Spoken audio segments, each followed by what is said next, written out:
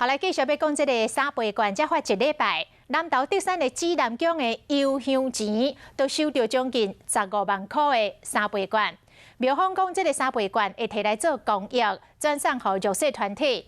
嘛要提醒大家，若要用三倍券来添邮香，就要较早来咧，因为三倍券只会当用到年底。较早把这个三倍券捐予弱势团体，安尼伊嘛较好来运用。 民众来到南投的指南宫拜拜了后，添邮香，足侪人唔是用现金，是用三倍券。方便啦，方便啊！啊，方便啦，方便。方便哦。一沓拢是三倍券，面额500、200拢有。庙方的人员用手点点的，算算的拢总是15万。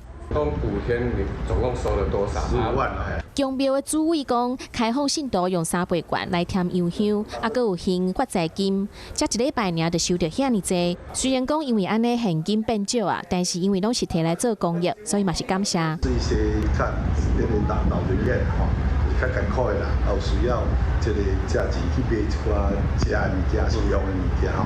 当然，这钱就是要有去买。 主委接受访问的时阵讲，第一批会伫8月底全部拢甲捐出去。虽然讲目前还未规划讲收到什么时阵，但是三倍券的使用期限是12月底，这嘛是一种使用的方式，会当考虑看卖咧。